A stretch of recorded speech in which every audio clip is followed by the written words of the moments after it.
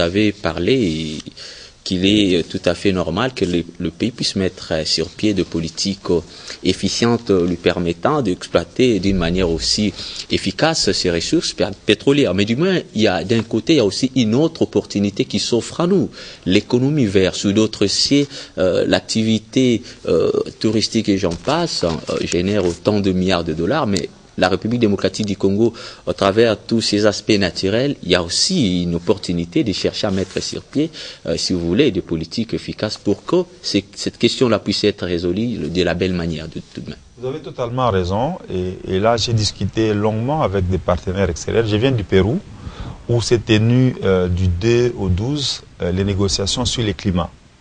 Je suis allé pour le compte de l'Assemblée nationale avec d'autres collègues. Et il y a eu un grand débat dans deux structures qui gèrent les parlementaires. Il y a Globe International, qui est une association des parlementaires qui se préoccupe des questions environnementales. Mais il y a aussi la réunion de l'Union interparlementaire. C'est l'association mondiale de tous les parlementaires du monde.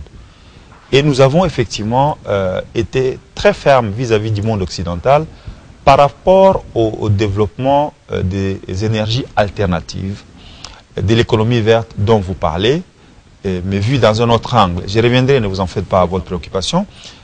Et personnellement, j'ai pris parole, je crois qu'on pourra diffuser mon point de vue à cette conférence. J'ai été très clair avec les pollueurs mondiaux, en commençant bien évidemment par les États-Unis, la Chine, la Russie, l'Inde, la France, qui, pour les premiers, ont pollué depuis plus de 200 ans. En même temps, il y a de nouveaux pollueurs qui sont aujourd'hui la Chine et l'Inde. Et aujourd'hui, nous disposons des les deuxièmes poumons du monde. Nous ne tirons pas profit de cette préservation. Et j'ai dit aux Occidentaux donc qu'il ne sert à rien de continuer à nous réunir si loin. Je vous donne par exemple l'exemple de nous. Nous avons quitté le Congo pour Paris, ça fait 8 heures de vol. Et de Paris à Lima, ça fait 12h30 de vol. Ça fait à peu près 20h30 de vol. Et vous savez aussi qu'à chaque décollage d'un avion et à chaque atterrissage, il émet du CO2 en grande quantité. Et quand vous imaginez que ce sont non seulement les parlementaires, les ONG, les membres du gouvernement de tous les pays du monde qui doivent décoller et atterrir, donc nous avons une pression sur les écosystèmes qui est forte.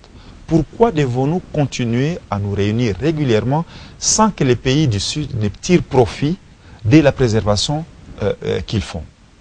C'est une parenthèse, j'ai eu des garanties et je crois que la résolution qui a été prise montre effectivement qu'il y aura de plus en plus des efforts au niveau de la communauté internationale pour qu'il y ait des mesures compensatoires par rapport aux efforts d'atténuation et de mitigation que nous faisons chez nous. Mais parlant de l'économie verte vue dans le sens touristique, ça doit être encouragé. Ça doit être encouragé parce que notre pays a la plus grande biodiversité de l'Afrique. Et des pays voisins comme le Kenya tirent par exemple 30% de leurs ressources du tourisme. Et donc nous devons arriver soit au même niveau, mais bien plus. Parce que nous avons plus que ce que le Kenya dispose. Mais nous devons le faire aussi en sachant que nos aires protégées sont malheureusement placées dans des zones qui ont été aussi souvent des zones de conflit. Quand vous regardez le parc Virunga, a été les bastions des FDLR, des M23 pendant très longtemps, qui en ont fait un fonds de commerce, la vente des viandes, la vente des ivoires. Et donc, il faut qu'il y ait la paix et la stabilité pour que le tourisme vienne. On ne peut pas demander à quelqu'un de quitter les États-Unis pour venir regarder un éléphant à Rutshuru chez moi, en sachant qu'il y aura des coups de feu qui vont retentir. Il ne viendra jamais. En même temps, nous devons promouvoir le tourisme des villes. Si je vous demande où se trouve aujourd'hui la tombe d'Ensele, qui était un des grands chefs coutumiers Tekeumbu à Kinshasa, beaucoup d'étudiants ici ne savent pas. Pourtant, c'est dans la ville ici, près de la clinique Ngaliema. On ne le sait pas, les gens ne les visitent pas. Qui a déjà allé voir les grands baobabs que nous trouvons à Boma, qui est un arbre gigantesque qui attire les touristes internationaux? Nous-mêmes, nous devons avoir la culture du tourisme. Combien des étudiants ici ont déjà été à la chute de Lukaya ou au lac Mavale? Combien de gens vont faire des randonnées autour de notre majestueux fleuve Congo? Nous avons tout cela, mais nous-mêmes, nous n'avons pas encore la culture du tourisme. Donc, cette question, elle est fondamentale. On a dissocié aujourd'hui dans le gouvernement actuel le ministère de l'Environnement et du Tourisme. Et je sais que le ministre qui vient d'être placé à la tête, c'est un passionné du tourisme, l'honorable Moutiri, qui est devenu aujourd'hui son Excellence Moutiri Ouabachara. Nous pensons que le ministère du Tourisme va insuffler un nouveau souffle de manière à ce que les Congolais, avec le peu de moyens dont nous disposons, nous puissions nous-mêmes être amoureux du tourisme pour permettre à ce que les étrangers aussi viennent visiter ce que nous avons de si beau dans ces pays. Voilà, c'est très bien dit. J'aimerais inviter donc notre prochain intervenant. Il s'agit de Debs Bamba, étudiant à l'université chrétienne Cardinal Maloula, pour la prochaine série de questions. Merci pour la parole. Honorable, la constitution de la RDC stipule que le sol et le sous-sol appartiennent à l'État. Et celle-ci a la latitude d'autoriser l'exploitation de ces ressources partout où elles se trouvent et quand il veut. La loi en la matière existe.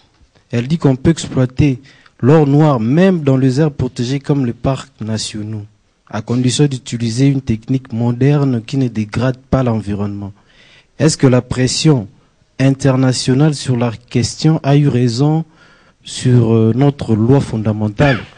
Et ma deuxième question est celle de savoir, dans le lac Albert, du côté ougandais, l'exploitation a déjà commencé depuis plusieurs années. Mais de notre côté, l'exploitation traîne le pas. Et j'aimerais savoir pourquoi. Merci. Merci pour cette série de 3 questions en réalité. La première question, c'est la question de souveraineté sur nos ressources. Il est clair que l'État est souverain sur son sol et sur son sous-sol. Mais l'État peut lui-même limiter l'utilisation des ressources. Et la loi portant régime général sur la protection de l'environnement avait stipulé qu'on ne doit pas avoir des activités économiques ou industrielles dans les aires protégées. La loi portant régime sur la conservation de la nature a renforcé cette mesure, mais en mettant une exception, en disant, si l'on découvre une activité industrielle dans un aire protégé, on peut la délocaliser, ou on peut les délocaliser. C'est-à-dire que cette aire ne fera plus partie de l'aire protégée. À ce moment-là, il devient un espace comme n'importe quel autre qui soit ouvert à l'exploitation industrielle, agricole ou autre. C'est cela en fait la brèche qui doit être exploitée par l'État congolais par rapport à cette préoccupation qui concerne le lac Édouard plutôt que le lac Albert. Et donc, comme je viens de vous dire, il y a des négociations qui sont en cours aujourd'hui entre le gouvernement de la République et l'UNESCO pour arriver à trouver un modus vivendi. Et il est important qu'on le trouve maintenant parce que nous venons, souvent nous allons dans des pays étrangers où nous rendons compte que les efforts sont en train d'être mis dans le sens des énergies alternatives. Et quand j'étais à l'aéroport de Paris d'ailleurs, j'ai vu une voiture qui fonctionne à 100% avec l'électricité. Cela veut dire quoi? Si demain les voitures ne fonctionneront qu'avec l'électricité, avec l'hydrogène, nous avons hérité des dieux du pétrole dans notre sous-sol. Devons-nous attendre le moment où le pétrole deviendra inutile pour pouvoir l'exploiter? Que diront nos enfants et vos enfants et nos petits-enfants pour dire les Émirats arabes unis, Dubaï, Norvège et les États-Unis ou la Russie sont développés grâce à leurs ressources naturelles? Pourquoi, bon Dieu, vous avez mis des dirigeants qui ont gelé nos ressources, n'en ont pas tiré des dividendes et aujourd'hui, ça devient une ressource inutile et même polluante. Parce qu'à un moment donné, cette ressource, quand on ne l'exploite pas, elle commence à se filtrer d'elle-même. Elle pollue les nappes et elle pollue la nature. Donc c'est de notre responsabilité historique aujourd'hui, en tant que leader, de devoir mettre les mécanismes nécessaires pour exploiter cette ressource. Parce qu'elle permet de gagner rapidement de l'argent dont nous avons besoin. Ce n'est pas normal que nous vivions dans les conditions que nous vivons. La dernière fois que j'étais à l'université de Kinshasa où j'avais étudié à l'époque, j'ai eu des larmes aux yeux en voyant dans quelles conditions étudient mes jeunes frères. Et pourtant, il n'y a pas si longtemps que j'ai fini les études. Donc, c'est vous dire que nous devons améliorer nos conditions de vie. Vous ne pouvez pas demander aux politiciens de faire des miracles. S'ils n'arrivent pas à avoir des ressources qui permettent d'augmenter les moyens, vous avez beau changer les dirigeants, les suivants feront la même chose que ceux qui sont présents. Par rapport à l'évolution d'exploitation du pétrole, je dois vous dire plutôt que l'Ouganda est en avance en termes d'exploration. Avant d'aller à la conférence mondiale sur le climat, j'étais dans une conférence à Kampala, regroupant différents parlementaires de la région de la CIRGL pour effectivement la question concernant les ressources naturelles.